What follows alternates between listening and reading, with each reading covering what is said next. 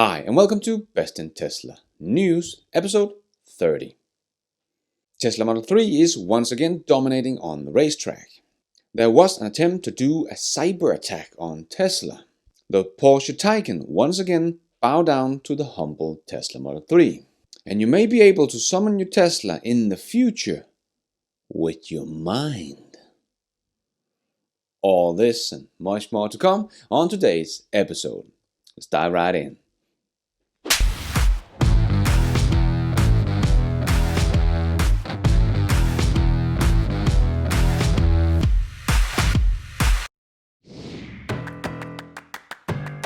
Before we get started, I just want to make a quick shout out to my newest Patreons. Flemming S. Olsen, Justin Day, Paul Turner, Daniel Nakon, William Perry Killam, Ruben Zaragoza, Drydock, Live 123, Uru EFK, Deutschland, and Carlo Harman. Thank you so much for your support, really appreciate it. Let's get into the news. Let's put our living stereo stylus in this groove.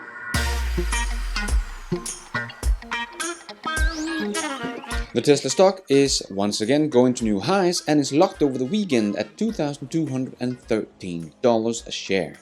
And as Stephen McRyan from Solving the Money Problem tweeted, "I got shares, they're multiplying." Yeah, it's electrifying. So we do now know after the stock split on Monday that the price will start at $442, the answer to the universe. So $442 per share. So even after the 5-for-1 split, the stock price will still be over the legendary 420 price. So it is a very good time to be a Tesla bull and not so fun to be a Tesla bear. And on Twitter, Elon said, "I tried to warn them, but they just dug their own grave twice as fast." And many of the investors are changing their tune and bringing some higher targets to the table. 2,500, 3,500, 2,636, and Gordon Johnson, $87. Yeah, some just still don't get it. I hope you're not still giving this guy money to invest for you, because not the best scorecard you got there, Gordon. So Elon held the Neuralink event and gave us an update on what they have been working on at Neuralink. And they already moved away from bringing something to the outside of the skull, but only to have this little coin-size implementation in the skull. And they made something already that can send out 100 times more channels per link than what is out there right now. Well, but of course, it's Elon's company after all, right? But FDA actually designates Neuralink as a breakthrough device. Very cool. I'm excited to announce that we received a breakthrough device designation from the FDA in July, thanks to the hard work of the Neuralink team.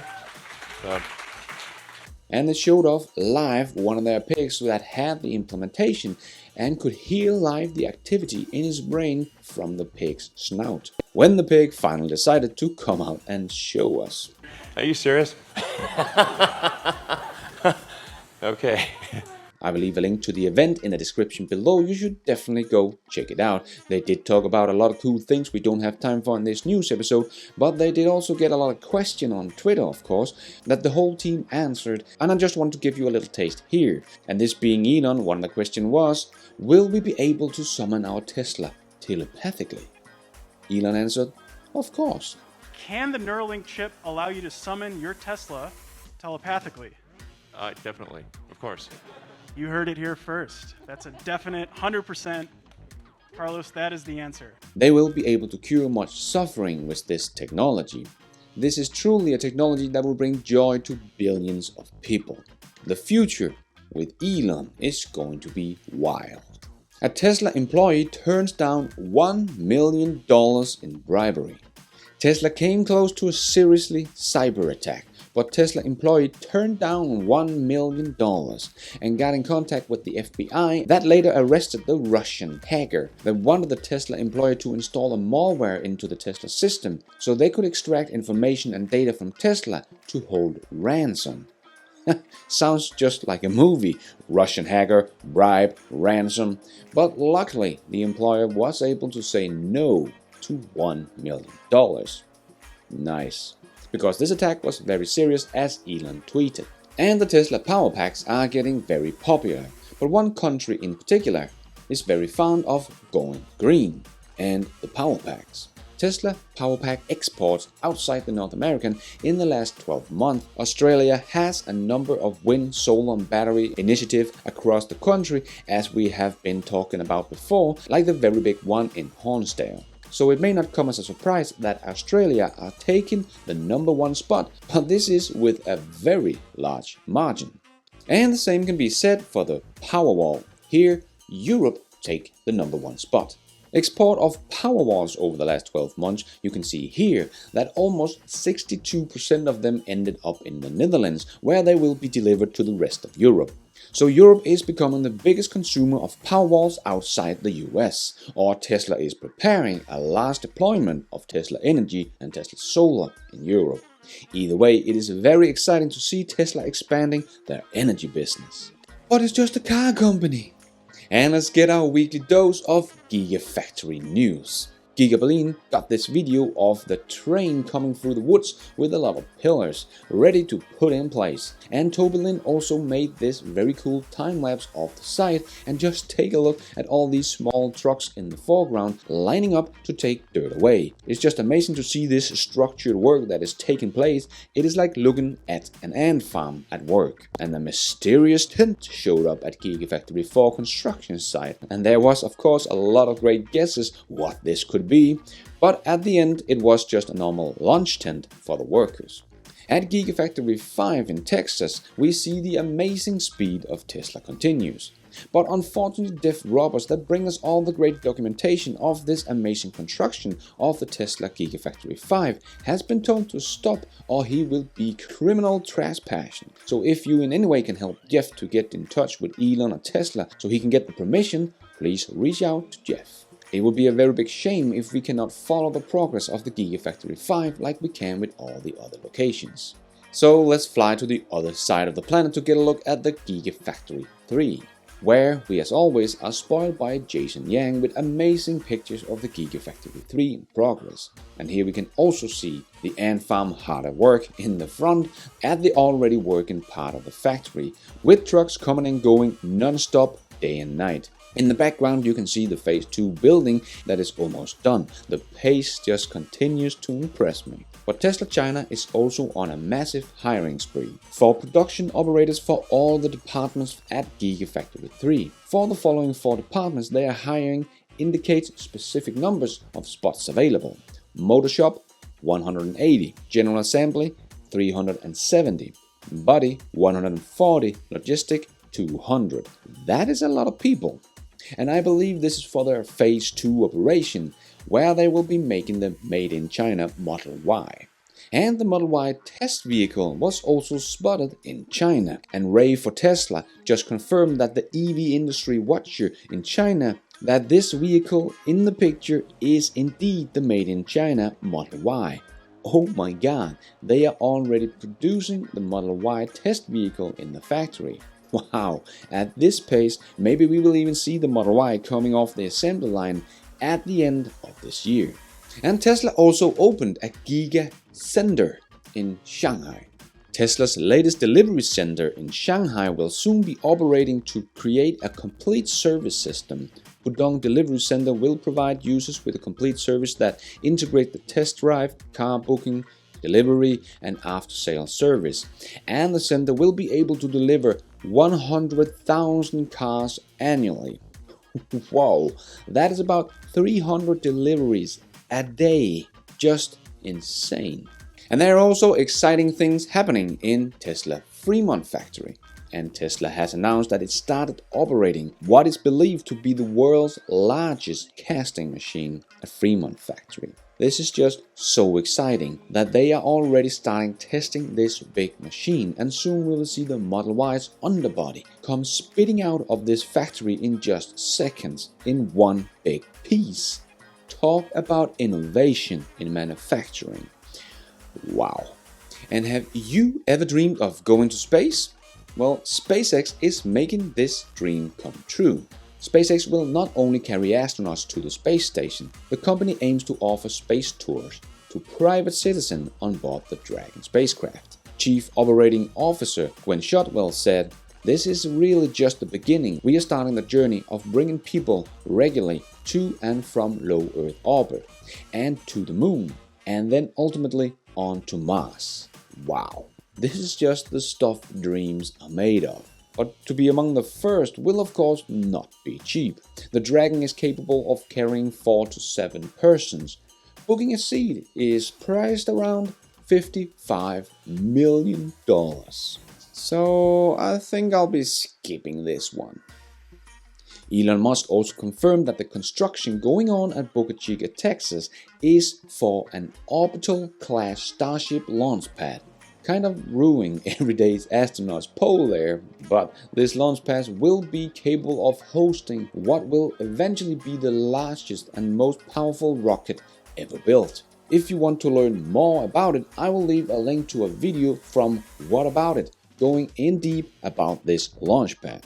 And Sunday could be something special for SpaceX, if weather allows, because SpaceX has planned 3 launches on the same day.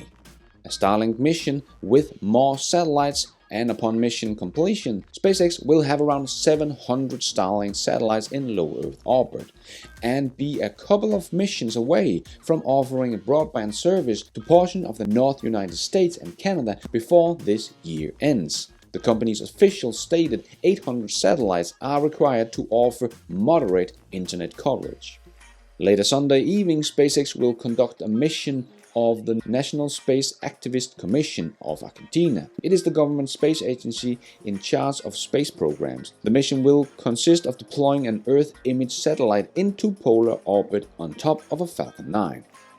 And over at Boca Chica, SpaceX will attempt another 150-meter hop with the Starship SN6. If SpaceX will pull this one off and launch 3 rockets on the same day, I think this will be the first time in history one company does this.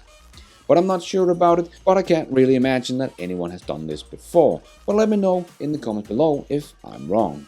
And Elon said, good chance something will slip, but yeah, Sunday is intense. And some more good news about the Starlink internet. According to a report from RAL.com News, North Carolina lawmakers is gathering next week to discuss how to spend a remaining portion of the state's federal virus relief fund. State Board of Education Chairman Eric Davis says lawmakers may consider investing $1 million to help children living in remote areas to gain access to SpaceX Starlink internet. David told reporters that if the lawmakers approve, the state could be able to set up 1,000 internet hotspots in portions of the state where telecommunication companies have not set up affordable data service. This is exactly what is so great about Starlink satellite. It can give internet to people who otherwise would never get it. Yes, Elon Musk is just keeping making the world a better place. And if you want to see a new interview with Elon Musk, check out Explore Mars on August 31st, because they're going to make an interview with Elon Musk about Starship, going to Mars, and much more. I, for one, will definitely be tuning in. And a lot of Teslas has been coming to Europe. And as we talked about the last news episode, 2 ships with Teslas has arrived in Europe, and a fellow countryman has spotted them on a train in Denmark, probably to be delivered in Scandinavia. That is a lot of cars. Now we will see if Norway's and the rest of Europe's delivery numbers are going to go up again. And the Tesla Model 3 is also becoming the fast-selling used car. And as I talked about before, the Tesla Model 3 only loses about 10% in depreciation over 3 years. But now we can also see that it's actually also the fastest selling used car, as we can see here on this chart from iCars.com. Don't come as a surprise, as it still gets over-the-air updates, and its range and tech and price point is still unique. Just another hint that demand is still higher than the production. And the Tesla Model 3 performance is once again dominating on the racetrack. This time it was with Unplugged Performance Team and veteran race driver Randy. As many of you probably already know, they are racing up Pikes Peak and was dominating as qualifying leader. And Randy seemed really pumped about the racing. The second half of the run, we were going pretty good. Yeah. I mean, you came in second to every other car. Oh, really? Yeah. Oh, good. That's a good sign. So it was awesome. Yeah. It was that really loud. But we are just getting started. Yeah. You know, it's First early. run, totally. It's early. It's thrilling. Boy. Woo! Takes your breath away. But I love it. I love it. But unfortunately, not long after, this happened.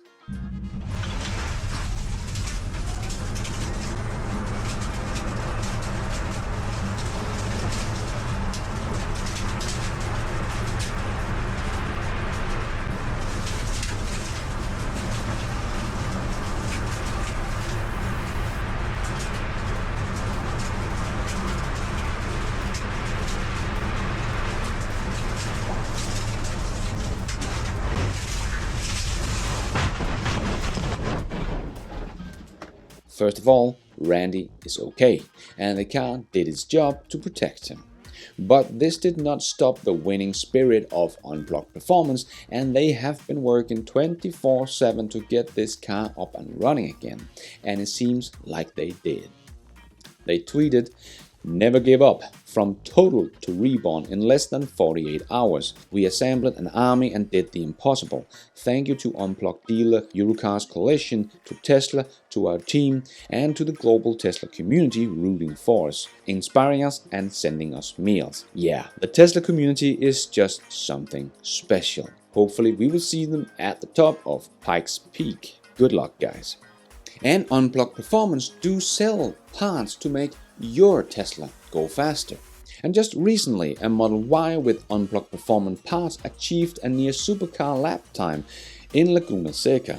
Despite being a daily driving vehicle that is used for a lot of SUV related purposes like camping, it managed to complete the lap in 1 minute and 39.1 seconds. The closest other crossover SUV was the Lamborghini Urus, which completed the track in 1 minute and 40.9 seconds. And that one cost over $200,000, and the Model Y starts at just $60,000. These Tesla cars are just some of the best cars on the planet. You will get an awesome family car that can also become a supercar if you want to on the weekends. Just amazing. And the expensive performance car Porsche Taycan takes on the Moose tests and bows down to the humble Tesla Model 3's record. The Moose test simulates what will happen to a vehicle when it swirls sharply to avoid an unexpected obstacle in the middle of the road. The test is performed on dry surface with traffic cones set up in an S shape to simulate an obstacle, like a moose. And the Porsche Taycan Turbo S Moose test results showed that the vehicle performed pretty well for a car of its weight and size. It took numerous failed attempts and 2 different test drivers, but the Porsche Tiger S was able to pass the Moose test until the top speed of 78 km an hour, 48 miles per hour, with the vehicle's Sport Plus mode engaged. That's pretty fair result, but it does fall 5 kilometers short compared to the result of the far more humble opponent, the Tesla Model 3. Another win for the humble Tesla Model 3. And I have a couple of anniversaries. I have been running Best in Tesla for a year now, and I got my first ever Patreon 1 year ago here on September the 5th, and that was Paul Payne. That is still sticking around. Thank you so much, Paul. And I'm getting very close to my first goal on Patreon, which is getting 100 Patreons. I am at 75 Patreon as of writing this. Thank you so much, guys. So if you are a subscriber and can spare just $1 a month, please consider helping me out to get the rest of the way to the 100 Patreons, and I will plant the promised 100 trees. I do plant a tree for every patron over $5, so you can support both me and the planet at the same time. And I will celebrate all these anniversaries by opening a merchandise store where you can support the channel and maybe get a nice t-shirt telling people to be nice. And also making it possible to support Best in Tesla by becoming a member of this YouTube channel. You can check it all out here on my channel by clicking the little members button. So hope you will consider supporting this channel one way or the other so I can keep creating contents for you guys. And to all my subscribers, that is closing in on 25,000, and the Patreon supporters, thank you so much for all the support and love you have been sending my way through the last year. Can't express just how much all that means to me. Thank you so much. And that is all we have time for in this news episode. And thank you for watching. And until next time, take care out there and be nice.